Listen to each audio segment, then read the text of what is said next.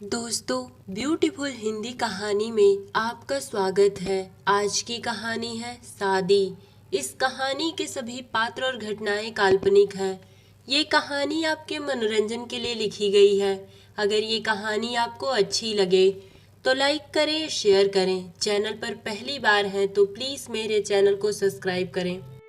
शारदा देवी हर रोज अपने बेटे विवेक से पूछती, क्या बेटा पैसे का इंतजाम हो गया? विवेक हर बार इधर उधर कुछ कहकर टाल देता और कहता, माँ आप चिंता मत करो, पैसे का इंतजाम हो जाएगा। शारदा देवी कहती कि तू हर रोज बस यही कहता है कि पैसे का इंतजाम आज हो जाएगा, कल हो जाएगा, पर लगता है अभी तक कुछ हला भला नहीं हुआ। मुझे लगता है तेरी बहन अर्चना की उम्र ही निकल जाएगी और तू पैसे का इंतजाम करता ही रह जाएगा। विवेक ने गुस्से में अपनी माँ से कहा, माँ आप भी क्या बात करती हो? मैं कोशिश तो कर रहा हूँ ना।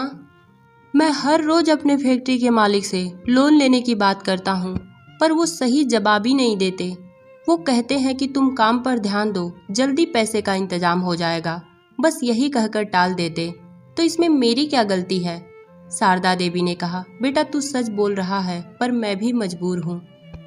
मुझे खुद ही अच्छा नहीं लगता। अपने पिता के गुजर जाने के बाद छोटी उम्र से ही तूने इस घर को किसी तरह संभाला है, पर बेटा तेरी बहन की शादी भी उतनी ही जरूरी है जितना कि इस घर को संभालना। विवेक अपने माँ को समझाते हुए बोला कि माँ आप चिंता मत करो, पैसे का इंतजाम कुछ ही दिनों में हो जाएगा। अगले दिन विवेक बाइक से फैक्ट्री में काम के लिए जा रहा था, पर गाड़ी चलाते हुए उसके दिमाग में बहुत सारी बातें चल रही थी। बस वो यही सोच रहा था कि पता नहीं आज भी पैसे का क्या जवाब मिलेगा। तभी अचानक विवेक के गाड़ी के सामने एक बुजुर्ग आदमी आ गया।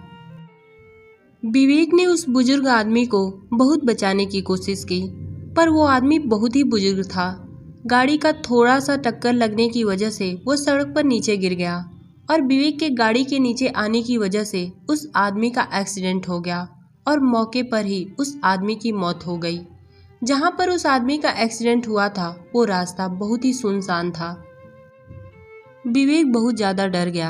एक तो बचपन में ही बाप का साया सर से हट जाने की वजह से घर की पूरी जिम्मेदारी, और उसके बाद उसके बहन की शादी। विवेक ने इधर उधर सड़क पर देखा, कोई था नहीं। वो तुरंत अपनी बाइक स्टार्ट कर वहां से भागने की कोशिश करने लगा। तभी उसकी नज़र उस बुजुर्ग आदमी जिसका एक्सीडेंट विवेक के गाड़ी से हुआ था उसके पर्स पर पड़ा। उस आदमी के पास एक बड़ा सा पर्स था। विवेक ने जल्दी से वो पर्स उठाया और वहां से सीधा अपने काम पर चला गया। विवेक अपने काम पर तो चला गया था, पर उसका मन काम पर नहीं लग रहा था। बार बार उसकी आंखों के सामने उस बुजुर्ग आदमी का चेहरा नजर आ रहा था। विवेक मजबूरी में झूठा अपने तबीयत का बहाना बनाकर फैक्ट्री से छुट्टी ले लिया और वो दूसरे रास्ते से घर जाने लगा। तभी रास्ते में एक ढाबा पड़ा। विवेक का सर टेंशन से फटा जा रहा था। उसने सोचा, चलो इस ढाबे पर चाय पी लेता हूँ। विवेक उस ढाबे पर बैठकर चाय पीने लगा। तभी उसके दिमाग में आया, चलो देखता हूँ उस पर्स में आखिर है क्या। उसने धीरे से उस पर्स के चैन को खोला तो उसमें ढेर सारा पैसा था। ये सब देखने के बाद तो विवेक की आंखें खुली की खुली रह गईं। वो तुरंत जल्दी से उस पर्स को बंद कर दिया और वो जल्दी से चाय का प्याला एक ही घूंट में अपने मुंह में डाल लिया और वो जल्दी वहां से अपने घर चला गया। घर जाते ही विवेक की माँ ने विवेक से पूछा, क्या बेटा आज जल्दी फैक्ट्री से आ गया? विवेक ने कहा, हाँ माँ, मेरी थोड़ी तबीयत खराब थी इसलिए मैंने छुट्टी ले ली है, पर आपके लिए एक खुशखबरी है। शारदा देवी ने कहा, क्या खुशखबरी है बेटा, जल्दी सुना। विवेक ने कहा, माँ पैसे का इंतजाम हो गया है। शारदा देवी ने कहा, भगवान का लाख लाख शुक्र है जो पैसे का इंतजाम हो गया। अच्छा बेटा ला पैसा मुझे दे दे, मैं अच्छे से रख दूं। विवेक ने कहा, माँ मैं फ्रेश होकर अभी देता हूँ। यही कहकर विवेक अपने रूम में चला गया। विवेक ने देखा उस पर्स में 2.5 लाख रुपए थे। एक तरफ विवेक के आंखों में आंसू भी थे कि बेचारा वो बुढ़ा मर गया, और एक तरफ थोड़ी खुशी भी थी कि वो अपनी बहन की शादी अब इस पैसे से अच्छे से कर पाएगा। विवेक ने उस पर्स में से 50,000 निकाल 2 लाख अपनी माँ के हाथ में पकड़ा दिया। अपने हाथों में 2 लाख रुपए की रकम पाकर शारदा देवी अपने बेटे विवेक को लाख दुआएं दे रही थी। कुछ दिन बाद विवेक की बहन अर्चना की शादी बड़े धूमधाम से हो गई। अर्चना अपने ससुराल चली गई। सब कुछ बहुत अच्छे से चल रहा था। कुछ दिन बाद रक्षाबंधन का दिन आया। विवेक की माँ शारदा देवी ने विवेक से कहा कि बेटा, तेरी बहन की ससुराल में इस बार पहली राखी है, तू अपनी बहन से राखी बंधवाने नहीं जाएगा? विवेक ने कहा, ऐसा क्यों बोल रही हो माँ, मेरी एक ही तो बहन है और पिताजी के गुजरने के बाद मैंने भाई और पिता दोनों का कर्तव्य निभाया है, क्यों नहीं जाऊंगा। अगले दिन रक्षाबंधन का त्योहार था। विवेक अर्चना के ससुराल राखी बनवाने चला गया। अर्चना अपने भाई विवेक को देखकर फूले न समाई, वो बहुत खुश हुई। विवेक भी अपनी बहन अर्चना और जीजा सुधीर को देखकर अपने आप में बहुत ही सुकून महसूस किया, क्योंकि अर्चना और सुधीर दोनों अपनी जिंदगी में बहुत खुश थे। विवेक अपने जीजा सुधीर से अभी बात ही कर रहा था, तभी उनके घर एक लड़की आई। वो लड़की दिखने में तो बहुत ही खूबसूरत थी, पर वो लड़की पागलों जैसा बर्ताव कर रही थी। वो लड़की विवेक को देखते ही उसका हाथ पकड़ बच्चों की तरह बिहेव कर बोलने लगी, क्या तुम मुझसे शादी करोगे? विवेक उस लड़की के हाथों से अपना हाथ जल्दी से छुड़ा लिया और अपने जीजा सुधीर से पूछने लगा, ये कौन है और ये पागलों जैसा बर्ताव क्यों कर रही है? सुधीर ने विवेक को बताया कि ये हमारे पड़ोस में ही रहती है, इसका नाम खुशबू है। जैसे इसका नाम है वैसे ही खुशबू थी, पर बदकिस्मती खुशबू पागल हो गई। विवेक ने पूछा, पर ये पागल कैसे हुई? सुधीर विवेक को खुशबू की पूरी आपबीती बताने लगा। सुधीर ने कहा, खुशबू अपने माँ बाप की इकलौती बेटी थी, पर बचपन में ही इसकी माँ गुजर गईं। इसके पिता ने ही इसे पाल पोस कर बड़ा किया और उन्होंने खुशबू को माँ की कमी कभी महसूस नहीं होने दिया। वो खुशबू के माँ भी थे और बाप भी, पर बदकिस्मती वो भी इस दुनिया से चल बसे। तब से खुशबू पागलों की तरह घूमती फिरती है। फिर विवेक ने पूछा, क्या हुआ था खुशबू के पिता को कि वो भी अचानक मर गए?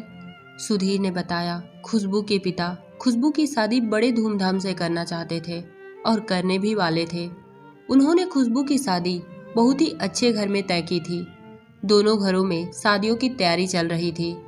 खुशबू के पिता गिरधारी जी एक दिन बैंक में पैसा निकालने गए थे, पर अचानक रास्ते में ही उनका एक्सीडेंट हो गया और मौके पर ही उनकी मौत हो गई। अपने पिता के मौत की खबर सुनकर खुशबू एकदम पागल हो गई। अब पागलों की तरह घूमती फिरती है। इसका दिल करता तो कभी कभार हमारे घर में आ जाती है, हम इसे कुछ खाने पीने की चीजें दे देते। सुधीर के मुंह से ये सारी बातें सुनते ही विवेक के दिमाग में उस बुजुर्ग आदमी के एक्सीडेंट का वाकया सामने आने लगा। वो बार बार मन में सोचने लगा कि कहीं वही आदमी खुशबू के पिता तो नहीं जिनका एक्सीडेंट मेरे गाड़ी से हो गया था, और उस आदमी के पास भी तो ढेर सारे पैसे थे जिन पैसों से मैंने अर्चना की शादी की है। अभी विवेक यही सब बातें सोच रहा था, तभी उसके सामने खुशबू आकर खड़ी हो गई। विवेक ने देखा खुशबू के हाथों में एक तस्वीर थी। विवेक खुशबू के हाथों से वो तस्वीर लेने की कोशिश करने लगा। विवेक ने जो ही उस तस्वीर को हाथ लगाया, खुशबू तुरंत विवेक को एक थप्पड़ जड़ते हुए बोली, ये मेरे पापा की फोटो है, वो मेरे लिए शादी का जोड़ा खरीदने गए हैं और मैंने शादी की पूरी लिस्ट दी है, वो आते ही होंगे। तुम मेरे पापा की तस्वीर क्यों हाथ लगा रहे हो? विवेक ने अपनी बहन अर्चना से कहा, अर्चना तुम खुशबू को अभी कहीं जाने मत देना, बस किसी तरह इसके हाथों से वो तस्वीर मुझे दिखा दो। अर्चना ने अपने भाई विवेक से कहा, पर भाई आपको ये तस्वीर देखने की क्या जरूरत, ये तो पागल है, अपने बाप की तस्वीर लेकर घूमती फिरती रहती है, जाने दो। विवेक ने अपनी बहन अर्चना से कहा, नहीं अर्चना, खुशबू के हाथ में जो तस्वीर है वो तस्वीर मुझे देखना बहुत जरूरी है, नहीं तो भगवान मुझे कभी माफ नहीं करेगा। अर्चना ने कहा, भाई आप भी किस किस चक्कर में पड़ जाते हो, अच्छा कोशिश करती हूँ कि खुशबू हमें तस्वीर दिखा दे। अर्चना ने खुशबू को बहुत बहलाया और फुसलाया। कुछ देर बाद खुशबू वो तस्वीर अर्चना को देखने के लिए दे दी। अर्चना ने वो तस्वीर अपने भाई विवेक को जब दिखाई तो तस्वीर देखते ही विवेक के आंखों से आंसू छलकने लगे। विवेक ने रोते हुए कहा, अर्चना मैं ही खुशबू का गुनहगार हूँ, मेरे ही हाथों से खुशबू के पापा का एक्सीडेंट हो गया था और जो पैसा मैंने तुम्हारी शादी में खर्च किया वो पैसा किसी और का नहीं था बल्कि खुशबू के पापा का था। जो खुशबू के पापा ने अपनी बेटी खुशबू के शादी के लिए बरसों से जमा किया था।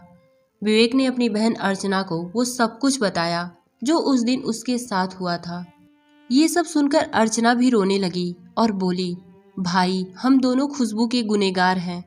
विवेक ने अपनी बहन अर्चना को बताया, अर्चना मैंने जानबूझकर एक्सीडेंट नहीं किया था, मैं उस दिन बहुत टेंशन में था और अचानक खुशबू के पापा मेरे गाड़ी के सामने आ गए और मैं गाड़ी के बैलेंस को संभाल नहीं पाया और उनका एक्सीडेंट हो गया। अर्चना ने अपने भाई विवेक से कहा, पर भाई अब खुशबू का क्या होगा? विवेक ने कहा, कुछ नहीं, मैं अभी और इसी वक्त खुशबू से शादी कर लूँगा। ना तो मुझे शादी का दिन फिक्स करना है और ना ही किसी पंडित की ज़रूरत है। ज़रूरत है तो सिर्फ खुशबू को मेरे सहारे की। विवेक वहीं पर तुरंत खुशबू की मांग में सिंदूर डाल दिया और वो खुशबू को अपने साथ अपने घर लेकर गया और वो अपनी माँ शारदा देवी को सारी बातें बताई। शारदा देवी भी बहुत अच्छी थी, उन्होंने भी खुशबू को अपनी बहू के रूप में स्वीकार लिया। विवेक ने खुशबू का इलाज अच्छे से अच्छे अस्पताल में करवाया। अर्चना के पति सुधीर ने भी खुशबू के इलाज में बहुत मदद की। कुछ दिन बाद खुशबू ठीक हो गई और अपने पति विवेक के साथ हंसी खुशी रहने लगी।